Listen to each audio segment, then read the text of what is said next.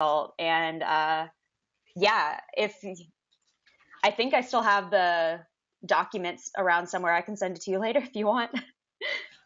Awesome, awesome. Well, here's the thing that's really interesting because of like at any point of the matter, did you guys think that you're going to succeed with this project? And if so, I mean, like, did you have any doubts that you're going to succeed with this project? And if so, how did you overcome those doubts? There were definitely some doubts just because, once again, it was sort of like a scale at which none of us had really participated in. We were going to be working with like, I think the projections for that game were going to be like 5,000 people. There ended up being like 10,000 people at the game or something along that lines. I think a lot of it came from stage fright. Honestly, that's the best way that I can describe it. Was sort of we had all the theory and had all of like these plans and all these tactics that we had set out. We were very thorough in planning. When it came down to execution, of course, a lot of those plans went out the window, as they always do.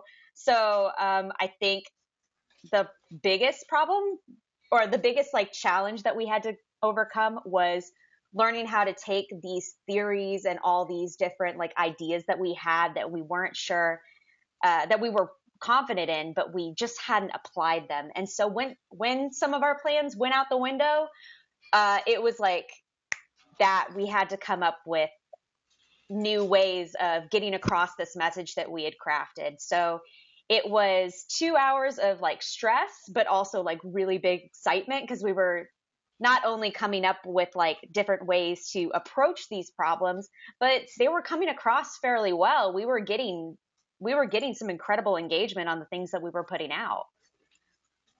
All right. Now, Yeah. now what's really cool too is right now college has begun for this semester. So here's the question: how can college students right now prepare themselves for the real world, especially now with social media, and to tie into this, if they do decide down in the future to become entrepreneurs? Um, I think the way that college students can really, really, and this is going to sort of like harken back to everything that your professor is telling you, please listen to them. Please listen to your professors. They are the most incredible resource that you will have in school and out of school. They they have their jobs for a reason. Definitely listen to them. Um, but get out there and continue to take internships. Take every opportunity that not only that you are offered, but that you can find. Because I swear I would never have known about what I wanted to do and what I wanted to be if I hadn't been a part of my initial project at Xavier. That wasn't something that was required of me. That was something that I sought out and something that I wanted to do. And I made it a priority. So I think what you need to do is start out early. Start out thinking you don't have to know what you want to be right away, but you should be sort of dabbling in things. You should be looking at opportunities, taking advantage of different things that are offered to you. You should be taking advantage of trying to find those offers yourself. I think that's probably the most important thing for college students right now is to be active, be proactive, and you don't have to have all the answers, but it's great to try. It's great to expand your repertoire of experiences and skills, even starting out in the freshman year. Oh wow. Yeah. Okay. Yeah. So so now I'm going to change it up a bit because the term right now recently is influencer marketing. Who what is in your mind is an influencer? Because I really want to hear from a college, well, a recent college graduate you are, but from a college student's perspective. Okay, so an influencer is sort of like it's as if the brand when a brand has an influencer, it's almost like a gateway person.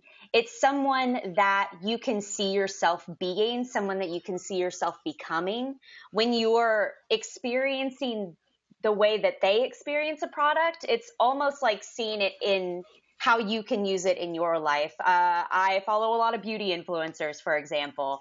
Um, there are definitely people within that community that when they are real and like not only just talking about the products that they are sponsored, but really giving like how they use these products in their daily life, what sort of products do they use it with, like you can see yourself becoming that person. And I feel like that's why influencers and influencer marketing is so strong and so poignant right now. Is just because you can, in this sort of like age of like digital reviews, and you see somebody giving someone something like 1 to 5 stars, it's almost a disconnect. But when I see somebody that I trust using that product or somebody using that service and really giving their honest opinion, it propels me forward into I can be that person, I can have this experience. And I'm a big proponent of influencer marketing. There's some super cool stuff going on with that right now. Humana, for example, they have a sort of like an employee advocacy program. And there's definitely some cool innovations being made in influencer marketing. It's really fun and really interesting to watch and follow. Okay. So, of course, now you grew up with the social media, age per se. Yeah. How different is it for anyone who's trying to transition into the real world using social media? I because from what I've seen and read, I think most don't know too much of how to use it for the professional sense per se. Yeah. Yeah. Just because I've grown up with it, I'm sort of, it's always been something that I've experienced. It's always been, even when like it wasn't huge, even among my own like demographic. I got my first computer at like 10, for example. Like I've always been on there. And so I think the biggest thing for businesses and not really understanding how to use social media for a business or why you should do it is just, it's almost like a story of missed opportunities. Just because it's such a new, it's not really new, but it's such a thorough way of connecting to people that not to sort of like push it aside or to say like my business has functioned for 50 years and we've never had a social media page. Well, it's just because it's function doesn't mean it's going to grow, you know? It's you need to sort of like take advantage of these new innovations within social media, and everybody's on there. You rarely see people who are shunning social media still, but you still see businesses who believe that they can thrive without it. And I just don't think that that's a thing anymore. I've had people tell me like, I don't really need a social media page. I don't really get why we need to do that. And like you and me and like everybody that like I interact with, we all sort of like put our face in our hands because we're just like, it doesn't work that way anymore. Like, uh, it's it's always one of those moments where you just sort of like put your face in your hand, like you are missing out. You are really missing out on this whole big community that you can participate in and not take advantage of, but you can grow within it and grow within this technology.